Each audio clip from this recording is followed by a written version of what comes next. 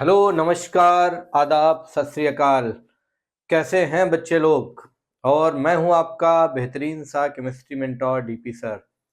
मुझे लगता है कि हमारे सारे बच्चे बहुत ज़्यादा मन लगा करके इस समय प्रिपरेशन में व्यस्त होंगे। तो मैं आपकी प्रिपरेशन को और भी दिशा देने के लिए कुछ ना कुछ टॉपिक्स ऐसे लेके आता रहूँगा। तो आइए जरा इसी श्रृंखला में हम लोग शुरू करेंगे बच्चे। आज का अपना जो कंटेंट है दैट इज कार्बोक्सिलिक एसिड। हालांकि ये हम लोग बेंजोइक एसिड और बाकी भी जो डेरिवेटिव्स हैं उनको कंप्लीट कर चुके हैं, लेकिन एक बार इसको भी देख लेंगे तो अपना काम आसान हो जाएगा, है ना, जिससे कि आप लोगों को इसके रिएक्शंस और इसके पॉइंट्स को समझ में आ जाए। सबसे पहले हम बात करेंगे बेटे कार्बोक्सिलिक एसिड की। तो कार्बोक्सिलिक एसिड और इसी के साथ में मैं अगर एक चीज ऐड कर दूं तो हम कह सकते हैं एंड एसिड डेरिवेटिव्स। ओके बेटा, क्या बोलो? Acid derivatives. ठीक, तो ये अपने साथ में है।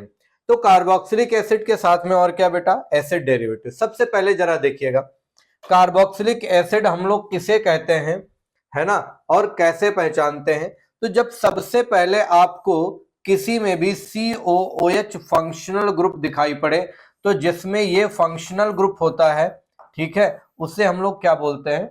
बोलो बेटा, कार्बोक्सिलिक एसिड। अब अगर इसी कार्बोक्सिलिक एसिड को हम जनरलाइज करें, यानी जनरल फॉर्मूला बताएं, तो जनरल फॉर्मूला क्या हो जाता है बेटा? CnH2n एंड O2 हो जाता है। भूलिएगा मत, याद रखना बेटा, ये जो कार्बोक्सिलिक एसिड है ये जनरल फॉर्मूला दोनों का होता है। किसका किसका जनरल फॉर्मूला होता है बेटे? याद रखना, ये तुम्हारा जनरल फॉर्मूला है। यहां पर देखा जाए तो कार्बोक्सिलिक एसिड का भी, और किसका बता सकते हैं? कार्बोक्सिलिक एसिड का भी, और किसका होगा मालूम होना चाहिए? ईस्टर का। ठीक है, किसका?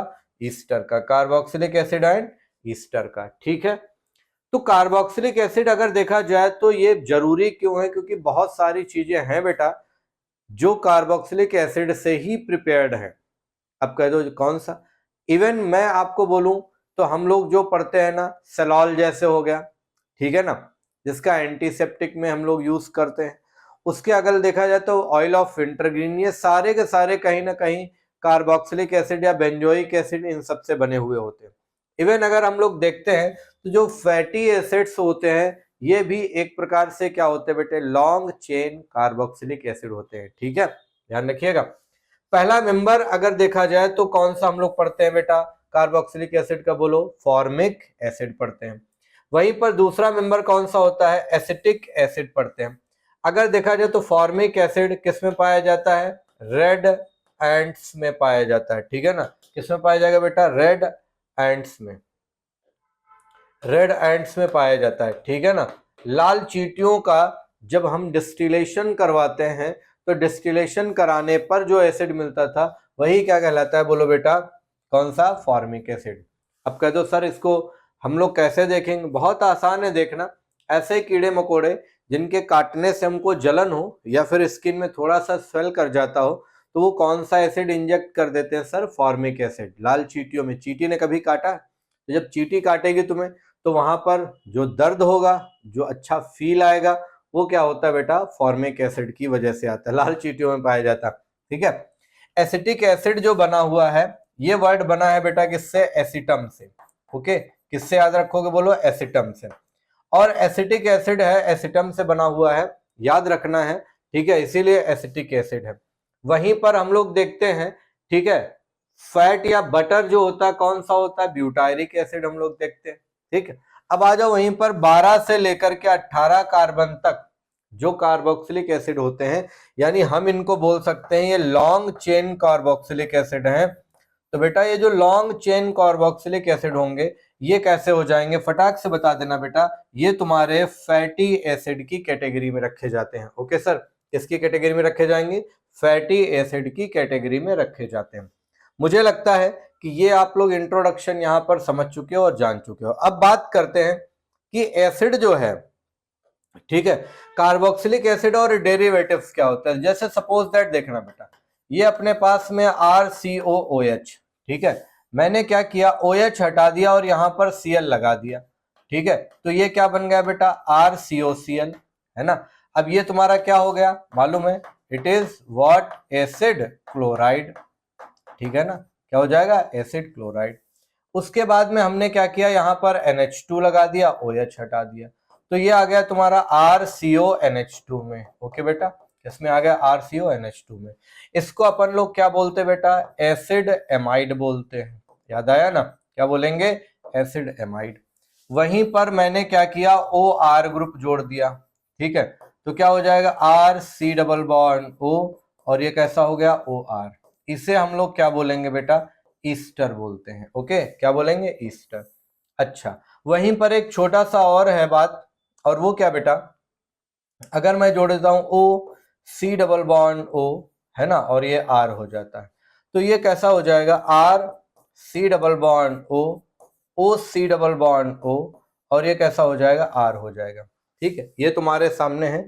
इसको हम लोग बोल सकते हैं बेटा क्या, ये है एसिड एनहाइड्राइड कहलाएगा। क्या कहलाएगा, जल्दी से बोलो बेटा, एसिड एनहाइड्राइड कहलाएगा, ठीक है। कोई प्रॉब्लम तो नहीं। तो इस तरीके से अपन देख सकते हैं, समझ सकते हैं कि कैसे हम लोगों ने एसिड से एसिड डेरिवेटिव बनाया है और एसिड से एसिड डेरिवेटिव यहाँ पर बना लिया है, ठीक है बेटा। हेलो, हाँ बेटा, बस आ रहा हूँ, भी थोड़ा वीडियो रिकॉर्ड कर रहा था एक, एक्चुअली चल रही प्रोसेस में, ठीक है, ठीक है, आता हूँ, है। ओके बेटा, तो यहाँ पर हो गया। तो ये तुम्हारे सामने है acid chloride, acid amide, ester and acid anhydride, समझ गया ना। तो they all are acid derivatives. तो इनको हम अगर रखना चाहें तो बेटा किस कैटेगरी में रखेंगे, इनको हम रखेंगे एसिड डेरिवेटिव्स की कैटेगरी में, एसिड डेरिवेटिव्स की कैटेगरी में रखेंगे। मुझे लगता है यहां तक किसी को कोई प्रॉब्लम नहीं होने वाली है। ओके बेटा, और यहां तक प्रॉब्लम नहीं होने वाली है, तो अब हम लोग आगे बढ़ने जा रहे हैं, जल्दी से आते हैं। और अब हम लोग देखने जा रहे हैं कि यहाँ पर कैसे कार्बोक्सिलिक एसिड को बनाया जाता है।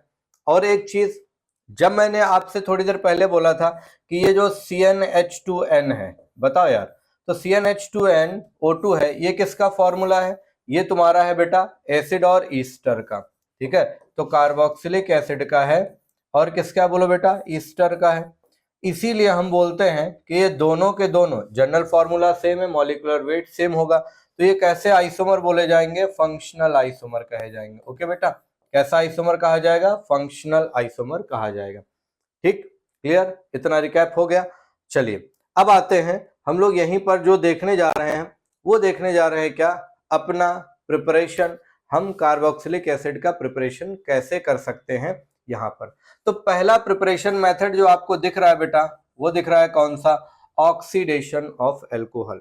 यहाँ पर मैं आपको एक चीज बता देता हूं बेटा, जिसको आपको बहुत क्लियर कट याद रखना है मेरे बच्चों, और वो क्या कि एल्कोहल के ऑक्सीडेशन से देखो क्या होगा। इधर देख लो भाई, है ना, इसको याद रखना है, इसको समझ के रखना है, ताकि रिकैप में, रिवीजन में दिक्कत ना हो।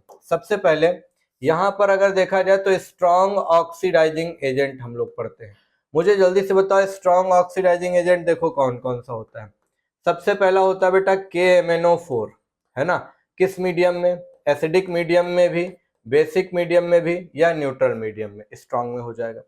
दूसरा जो होता है वो कौन सा है, K2Cr2O7, कौन से मीडियम में, एसिडिक मीडियम।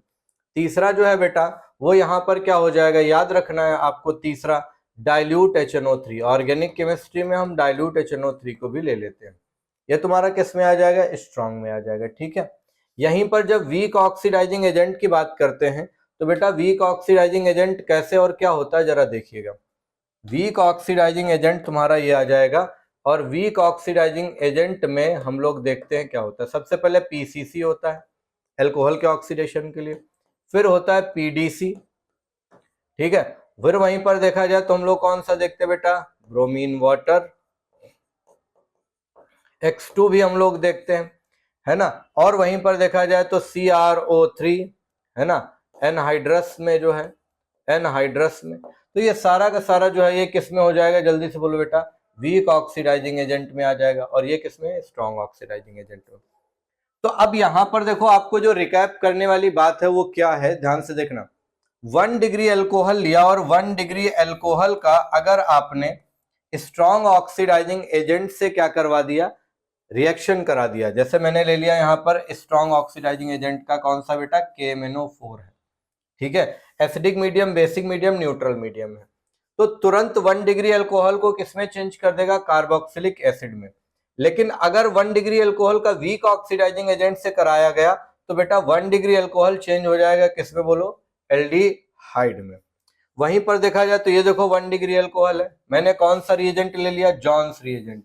ये इंपॉर्टेंट है बेटे, याद रखना। जॉन्स रिएजेंट क्या होता है, एसिडिक CrO3, यानी हम कह सकते हैं एसिडिफाइड CrO3 जो होता है ये जॉन्स रिएजेंट है। और जॉन्स रिएजेंट क्या करेगा, 1 डिग्री अल्कोहल को चेंज करेगा एल्डिहाइड में, और फर्दर यानी तुरंत चेंज कर देगा किसमें बेटे, कार्बोक्सिलिक एसिड में, ठीक है। और एपरेटस से ना हटाया गया तो तुरंत इसको चेंज कर देता है कार्बोक्सिलिक एसिड में, याद रखना। अब जैसे देखो एल्डिहाइड बना, एल्डिहाइड का भी हमने ऑक्सीडेशन करा दिया KMnO4 से, किसमें चेंज हो गया, बोलो बेटा, कार्बोक्सिलिक एसिड में। यहां पर देखो एक और रिएजेंट होता है टॉलेंस रिएजेंट। अब सब लोग याद कर लो टॉलेंस रिएजेंट क्या है, याद कर लीजिएगा। टॉलेंस रिएजेंट क्या है बेटा, टॉलेंस रिएजेंट अपना है, यहां पर देखा जाए तो हम लोग बोलते हैं क्या, बोलो बोलो क्या, अमोनियम नाइट्रेट, ठीक है। अमोनियम नाइट्रेट होता है, क्या होता है, AgNO3। और AgNO3 कौन से मीडियम में, बेसिक मीडियम में होता है। तो ये क्या करेगा, डबल बॉन्ड को प्रभावित नहीं करता है, किसको प्रभावित करेगा बेटा, CHO को। और CHO को किसमें ऑक्सीडाइज कर देता है, बोलो बोलो, COOH में। तो यहां पर जो है ये तुम्हारे सामने जो CHO लिखा है इसको क्या करना है बेटा, इसे थोड़ा सा चेंज करना रहेगा। और चेंज करके हम लोग क्या करेंगे बेटा, ये तुम्हारा चेंज हो जाएगा किसमें, बोलो बेटा, COOH में, ठीक है। तो देख सकते हो पहला कौन सा, स्ट्रॉन्ग ऑक्सीडाइजिंग एजेंट में यहाँ KMnO4 ले लिया, या K2Cr2O7 ले लिया, प्राइमरी अल्कोहल चेंज हो जाएगा किसमें, RCOH में, कार्बोक्सिलिक एसिड में। यहां पर भी जॉन्स रिएजेंट ले लिया तो पहले एल्डिहाइड में चेंज करेगा, फर्दर किसमें, कार्बोक्सिलिक एसिड में। फिर आपने ले लिया RCHO यानी एल्डिहाइड का स्ट्रॉन्ग ऑक्सीडाइजिंग एजेंट से कराया, किसमें चेंज हो गया, बोलो बोलो, कार्बोक्सिलिक एसिड में यानी RCOH में। फिर आपने ले लिया टॉलेंस रिएजेंट, किसमें चेंज हो गया, यहाँ टॉलेंस के अलावा क्या ले सकते हो, फेलिंग्स रिएजेंट भी ले सकते हो, वो भी किसमें चेंज कर देगा, CHO को चेंज कर देगा COOH में। क्लियर है ना। तो ये आपके सामने है बच्चा पार्टी, देख सकते हो, यहाँ पर कोई दिक्कत नहीं आनी चाहिए, ठीक है। फिर अगला प्रिपरेशन करते हैं, लेकिन उससे पहले ये सारे प्रिपरेशंस आप देख सकते हो, समझ सकते हो, ठीक। तो एक बात जो आपको मिल गई क्या, RCHO है, अगर इसकी रिएक्शन आप कराते हो टॉलेंस रिएजेंट से या फिर आप कराते हो फेलिंग्स रिएजेंट से, तो ये दोनों ही किसमें कन्वर्ट कर देगा, बोलो बेटा, RCOOH में, यानी एल्डिहाइड को किसमें चेंज कर देगा, कार्बोक्सिलिक एसिड। ये बात अलग है कि टॉलेंस रिएजेंट सिल्वर प्रेसिपिटेट बनाता है और फेलिंग्स रिएजेंट से जब कराते हैं तो वहां पर रेड प्रेसिपिटेट मिलता है, ठीक है। और ये मैं ऑलरेडी आपको बता चुका हूं, और यहां पर आपको ये भी ध्यान रखना है, ठीक है। तो ये याद रखना, टॉलेंस रिएजेंट लेंगे तो कैसा प्रेसिपिटेट, सिल्वर मिरर बन के आएगा। जब फेलिंग्स रिएजेंट होगा तो RCOH यानी एक ऑक्सीडाइज हो रहा है, इसके ऑक्सीडाइज होने का मतलब है इन रिएजेंट्स का रिड्यूस होना। एल्डिहाइड के ऑक्सीडाइज होने का मतलब क्या है, किसका रिड्यूस होना, बोलो बोलो, टॉलेंस रिएजेंट और फेलिंग्स रिएजेंट का रिड्यूस होना। तो जब ये रिड्यूस होंगे तो रेड प्रेसिपिटेट बनाएगा कौन, फेलिंग्स रिएजेंट, और ये सिल्वर मिरर बनाता है, ठीक है।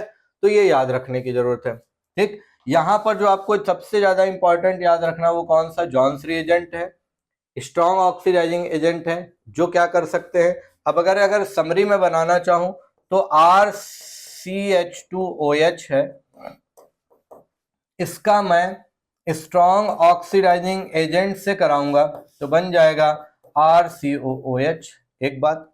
दूसरा RCHO है, अगर इसकी रिएक्शन हो जाएगी स्ट्रॉन्ग ऑक्सीडाइजिंग एजेंट से या फिर टॉलेंस रिएजेंट से या फिर फेलिंग्स रिएजेंट से, तो भी ये किसमें चेंज हो जाता है, RCOOH में, ठीक है। तो ये तुम्हारे सामने है, इसको बेटा बहुत आराम से याद रखना है, बहुत आराम से समझ के रखना है। तो ये आपके सामने आपके पास में पहला प्रिपरेशन मेथड है, और कभी आएगा तो अब आपका क्वेश्चन गलत नहीं होगा। ठीक है, नेक्स्ट है ग्रिग्नार्ड रिएजेंट की रिएक्शन कराएं CO2 से, और क्या करा दें, बोलो बेटा क्या करा दें, हम लोग वहीं पर इसको क्या कर दें, हाइड्रोलाइज करा दें। तो चलो मैं ये रिएक्शन करके भी दिखा देता हूं। आपके पास में ग्रिग्नार्ड रिएजेंट, सबको पता है ग्रिग्नार्ड रिएजेंट क्या होता है, RMgX होता है, ऑर्गेनोमेटेलिक कंपाउंड है। और ये तुम्हारे पास में हो गया CO2, ऐसे मैंने CO2 को लिख दिया। अब ये मत समझना कि CO2 ऐसे लिख दिया नाम बदल जाएगा, नाम नहीं बदलेगा बेटा, ये इधर चेंज हो जाएगा। तो ये आया माइनस में और ये किस में आया, प्लस में। इधर से ब्रेक करो, ये किस में, माइनस में, और ये किस में, प्लस में। उल्टा उठा के जोड़ दो भाई, माइनस वाले को प्लस में भेजो, प्लस वाले को माइनस में भेजो, क्या बन जाएगा, ये बन जाएगा R, और इधर आया C डबल बॉन्ड O, और ये हो जाएगा क्या O। यहाँ पर क्या जोड़ दिया अपन ने, MgX। अब इसकी अपने को क्या करानी बेटे, हाइड्रोलिसिस। हाइड्रोलिसिस कैसे कराएंगे, H3O+ ले लिया मैंने। जब हाइड्रोलिसिस कराएंगे तो हाइड्रोलिसिस कराने में होगा क्या, यहां से टूट जाएगा भाई, ठीक है, इस पर प्लस आएगा और इस पर माइनस आएगा। तो यहां पर आ जाएगा, बोलो क्या बेटा, यहां पर आ जाएगा H+, और इधर बोलो क्या, OH-, बन गया ना, क्या हो जाएगा, RC डबल बॉन्ड O, और ये हो जाएगा OH। अब कैसे करना है मैं आपको बता देता हूं। R को C के पास भेजो और O को OH में चेंज कर दो, समझे ना कैसे मैंने किया। मान लो ये रिएक्शन आपको ऐसे दे दी जाए, RMgX, क्या दे दिया जाए, RMgX। तो आप शॉर्टकट याद रखना बेटा, RMgX की रिएक्शन पहले नंबर पर हो रही है CO2 से, और दूसरे नंबर पर हो रहा है हाइड्रोलिसिस। ठीक है बेटा, तो अब कराना कैसे करोगे, क्या करोगे, R को भेज देना C पर, और O एक ऑक्सीजन को कन्वर्ट कर देना OH में। तो R को भेज दिया मैंने C पर, तो एक डबल बॉन्ड O हो गया, तो एक O जो है उसको कन्वर्ट कर दिया OH में। देखो डायरेक्टली प्रोडक्ट मिल जाएगा, समझ गए ना, डायरेक्ट प्रोडक्ट मिल गया आपको। तो क्या यहाँ पर ऐसे अगर रिएक्शन आएगी तो कर लोगे ना, ठीक है। तो चलो करके देखते हैं। मैंने आपको दे दिया CH3 CH2, और ये हो गया क्या, MgBr, यहां पर मैंने दिया CO2, है ना, और फिर साथ में ही करवा दिया हाइड्रोलिसिस। देखो तुरंत करके बताना कैसे रिएक्शन होगी, ठीक। इतने पार्ट को भेज दिया किस पर, C पर, और एक ऑक्सीजन को कन्वर्ट कर दिया OH में। क्या बन जाएगा, प्रोडक्ट तुरंत बना दीजिएगा, CH3 CH2, ये लग गया C डबल बॉन्ड O, एक ऑक्सीजन को कन्वर्ट कर दो OH में, प्रोडक्ट अपने सामने हो गया, कोई लोड नहीं लेना। चलो दूसरा बताना बेटा, यहां पर आपने ले लिया इस तरीके का, ये देखो बेटा है बेंजीन बनाया, और ले लिया क्या यहाँ पर Mg, और ये ले लिया Br, रिएक्शन करवा दी CO2 से, ठीक है, और साथ में वहीं पर क्या हुआ, हाइड्रोलिसिस। अपने को करना क्या रहेगा, कोई लोड लेनी नहीं है, यहां से टूट जाएगा, इसको भेज दो C पर, एक ऑक्सीजन को कन्वर्ट कर दो OH में। तो क्या हो जाएगा, ये देखो जब C पर भेजा तो ये ऐसा ही लग गया ना, C डबल बॉन्ड O, एक ऑक्सीजन को कन्वर्ट कर दिया OH में, बन गया क्या, बेंजोइक एसिड। देख लो आराम से, कोई डाउट आएगा क्या बेटा, बोलिए सर, नहीं ना, ठीक है। तो ये तुम्हारे सामने देखो है, ऐसे क्वेश्चंस आएंगे तो कर लेना है, गड़बड़ नहीं करना है। मुझे लगता है कि आपको ये बात समझ में आ गई होगी, ठीक है। देखो यहाँ पर जो मैंने बोला वैसे ही चल रहा, RMgX से CO2 लिया, हाइड्रोलिसिस करवाया, तुरंत चेंज हो गया। RMgX से R को भेजा कहां पर, C पर, O को किस में कन्वर्ट कर दिया, OH में, देखो प्रोडक्ट बन गया। हाइड्रोलिसिस करने के बाद यही तो बन रहा है ना, ये साथ में क्या बन जाएगा बेटा, MgOH-Br साइड प्रोडक्ट। यहाँ पर ये KCN है बेटा, ये RCN है। RCN का हम जब क्या करते हैं, पार्शियल हाइड्रोलिसिस करते हैं। कैसा बेटा, पार्शियल हाइड्रोलिसिस, याद कर लीजिएगा। पार्शियल हाइड्रोलिसिस जब करेंगे तो बन जाएगा एमाइड, क्या बनेगा, एमाइड। लेकिन जब हम इसको बॉईल कर देंगे वाटर के साथ तो ये हो जाएगा कंप्लीट हाइड्रोलिसिस, ठीक है, क्या हो जाएगा, कंप्लीट हाइड्रोलिसिस, ठीक। तो याद रखना, जब RCN का पार्शियल हाइड्रोलिसिस होगा तो क्या बनेगा बेटा, एमाइड बनता है। क्या बनेगा, जल्दी से बोलो, एमाइड बनेगा। और जब कंप्लीट हाइड्रोलिसिस होगा तो क्या बन जाएगा, कार्बोक्सिलिक एसिड बन जाएगा, कार्बोक्सिलिक एसिड बन जाएगा, ठीक है। तो तो ये बात याद रखनी है। इतना रिवाइज हो गया बेटा, इतना याद हो गया। नेक्स्ट देखो भाई, ये तो दोनों क्वेश्चन करवा चुके हैं, ठीक है ना। CH3 को भेजो कहां पर, C पर, एक ऑक्सीजन को कन्वर्ट कर दो OH में, बन गया। देखो ये वही क्वेश्चन आ गया जो पूरा हो गया। तो यहाँ पर एक ये वाला पॉइंट एक्स्ट्रा मिल गया और ये वाली रिएक्शन हो गई है। R को भेजना है C पर और एक ऑक्सीजन को कन्वर्ट कर देना है OH में, आराम से प्रोडक्ट बन जाएगा। RCN का जब पार्शियल हाइड्रोलिसिस होगा तो क्या बनेगा, एमाइड बनेगा। और वहीं पर जब कंप्लीट हाइड्रोलिसिस कर देंगे तो क्या बनेगा बेटे, carboxylic acid. Clear, very good बेटा, बहुत बढ़िया। आजा नेक्स्ट बच्चे, ये देखो कितना बेहतरीन, हाइड्रोलिसिस ऑफ साइनाइड। साइनाइड का हाइड्रोलिसिस कहां पर करा सकते हैं, एसिडिक और बेसिक दोनों मीडियम में। ये किसका काम करेगा, कैटलिस्ट का।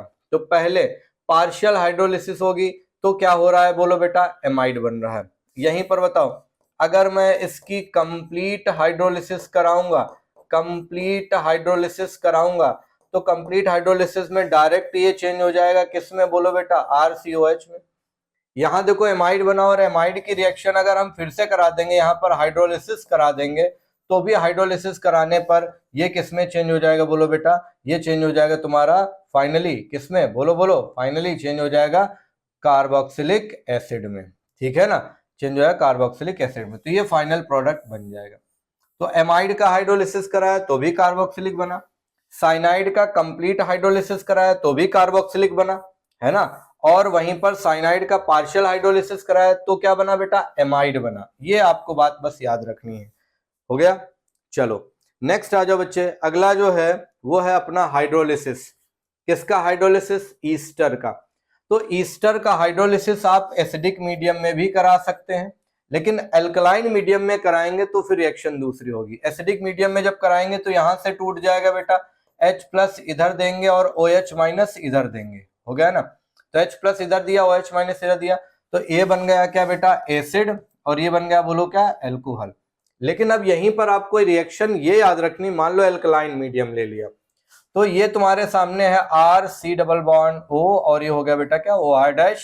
एल्कलाइन मीडियम में जब कराएंगे NaOH, एल्कलाइन मीडियम लिया तो पहली बात तो ये तुम्हारा बन जाएगा ROH। ओके बेटा, लेकिन एसिड के साथ में क्या हो जाएगा, सोडियम जाएगा तो ये सॉल्ट बन जाएगा, तो RCOONA बनेगा। तो यहां पर ये प्रोडक्ट बनता है, याद रखना बेटा। ये कब होगा, जब एल्कलाइन हाइड्रोलिसिस होगा। एसिडिक हाइड्रोलिसिस करेंगे तो कार्बोक्सिलिक एसिड और एल्कोहल बन जाएगा आराम से। नेक्स्ट देखो बेटा, एसिड क्लोराइड है और एनहाइड्राइड है, तो ये एक प्रकार से क्या है बेटा, एसिड डेरिवेटिव है। बोलो क्या है, एसिड डेरिवेटिव है। तो एसिड डेरिवेटिव जो होंगे इनका हम क्या करा रहे हैं, हाइड्रोलिसिस करा रहे हैं। तो एसिड क्लोराइड हुआ, हाइड्रोलिसिस कराए, यहां से बॉन्ड टूट गया, H+ यहां गया, OH- यहां गया, है ना। क्या बन गया बोलो बेटा, कार्बोक्सिलिक एसिड एंड HCl। ये तुम्हारा देखो एनहाइड्राइड दिया गया, एनहाइड्राइड में भी चाहे इधर से तोड़ दो या इधर से तोड़ दो। जब ये ब्रेक कर दिया बेटा तो यहां पर देखो भाई क्या, H+ इधर आया, है ना, और OH इधर आया, तो 2 मोल कार्बोक्सिलिक एसिड बन गए। मान लो यहां पर अगर 2 मोल कार्बोक्सिलिक एसिड जो हम लोग देख रहे हैं, तब देख रहे हैं जब दोनों कैसे बेटा सिमिलर हैं, तो 2 मोल देख रहे हैं। मान लो अगर डिफरेंट ले लिया तो फिर अलग अलग हो जाएगा हाइड्रोलिसिस करने के बाद में, समझे क्या। ओके, तो जैसे देखो अगला एग्जांपल मैं दे रहा हूं, ये देखो बेटा CH3COCl है, याद आया, CH3COCl यहां से टूट जाएगा ना, इधर क्या आ जाएगा बोलो बेटा, OH, और इधर क्या आ जाएगा, H+। देखो बन गया कार्बोक्सिलिक एसिड।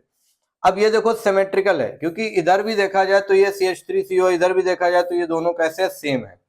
कहीं से भी ब्रेक कर दो, H+ इधर दे दो, OH- इधर दे दो, हो गया ना। तो ये बन जाएगा क्या, 2 मोल CH3 और ये क्या हो जाएगा, COOH बन गया ना, कोई डाउट तो नहीं। तो ये एनहाइड्राइड से बन जाएगा क्या, कार्बोक्सिलिक एसिड। ओके बेटा, क्लियर, यहां तक आज। अब जरा देखो एक बात और समझ लो बच्चे, ठीक है। अगर एल्केन दिया होता है तो एल्केन से कार्बोक्सिलिक एसिड कैसे बनाते हैं, एक कैटलिस्ट होता है, याद कर लो। मान लो हमारे पास में है CH3 सिंगल बॉन्ड CH3, और मान लो ये नहीं है तो हमने ले लिया मीथेन, ठीक है। इसका कैटालिटिक ऑक्सीडेशन कराते हैं, कैटलिस्ट का नाम जानते हो क्या होता है, मैग्नीज एसीटेट। क्या नाम हो जाएगा, मैग्नीज एसीटेट। ये हो गया मैग्नीज एसीटेट, समझ गए ना। इनसे जब क्या कराएंगे हम, ऑक्सीडेशन कराएंगे, तो पहली बात तो एल्केन का जब ऑक्सीडेशन होता है तो एल्केन का ऑक्सीडेशन यहां पर होगा कैटालिटिक ऑक्सीडेशन, कैटालिटिक ऑक्सीडेशन, ठीक है। या इसी को एक नाम और दिया जाता है और वो क्या होता है, जल्दी से बोलो बेटा, कंट्रोल्ड ऑक्सीडेशन। क्या हो जाएगा, कंट्रोल्ड ऑक्सीडेशन, ठीक है।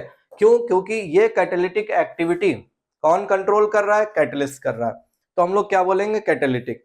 अब बताओ ये जो हो गया तो यहां पर चेंज हो जाएगा ये एसिटिक एसिड में, हो गया ना बेटा। अच्छा यहां पर जब देखोगे तो ये चेंज हो गया किसमें, फॉर्मिक एसिड में। तो इस तरीके से आप देख सकते हो क्या है, फॉर्मिक एसिड और एसिटिक एसिड, ये एल्केन से हम लोगों ने कार्बोक्सिलिक बना लिया। अच्छा एल्कीन वाला जरा रिकैप करो, एल्कीन वाला कैसा, एल्कीन में हम लोगों ने क्या देखा था बेटा, अगर डबल बॉन्ड CH2 ऐसा दिख रहा है और हमने यहाँ पर कौन कौन से ले लिए, स्ट्रॉन्ग ऑक्सीडाइजिंग एजेंट ले लिया, तो ये चेंज करता है इसको फॉर्मिक एसिड में, और फॉर्मिक एसिड से फर्दर किस में बोलो बेटा, CO2 और H2O में चेंज कर देता है। लेकिन मान लो यहां पर अगर ऐसे डबल बॉन्ड CH और ये दिया गया CH3, स्ट्रॉन्ग ऑक्सीडाइजिंग एजेंट लिया गया, तो ये किस में चेंज कर देता है बेटा, ये चेंज कर देगा तुम्हारा, ध्यान दो, एसिटिक एसिड में, CH3COOH में, ठीक है ना। लेकिन अगर यहीं पर डबल बॉन्ड C है और ये ऐसा है CH3 और ये ऐसा CH3, ठीक है, ऐसे लोगे तो यहां पर बताओ क्या होगा, ये बेटा चेंज कर देगा कीटोन को। और सबको पता है कीटोन का ऑक्सीडेशन इतना आसान नहीं होता है। तो एल्कीन से देख लिया, एल्केन से देख लिया, अल्कोहल से देख लिया, ओके बेटा। और किससे देखा, एसिड क्लोराइड से, एसिड डेरिवेटिव से, साइनाइड से, इन सब से हमने आपको क्या सिखा दिया है। तो ये एक प्रकार से रिकैप हो गया है कार्बोक्सिलिक एसिड में, जो NCERT में हमारे प्रिपरेशन हैं अलग अलग चैप्टर्स के, वो एक जगह पर आ गए, ठीक है ना। तो यहाँ पर इसको टैली कर लीजिएगा, ठीक है। और अगर PDF चाहिए होगी तो PDF नीचे पिन करवा देंगे हम, है ना। जरूर बताएं कि कैसा लगा आपको ये कंटेंट, कमेंट सेक्शन में जरूर मेंशन करें सर, ठीक है ना। इसके आगे का कंटेंट नेक्स्ट लेक्चर में मिलेगा बच्चों, ठीक है। ओके सर, थैंक यू, धन्यवाद एंड गॉड ब्लेस यू बच्चों, बाय बाय।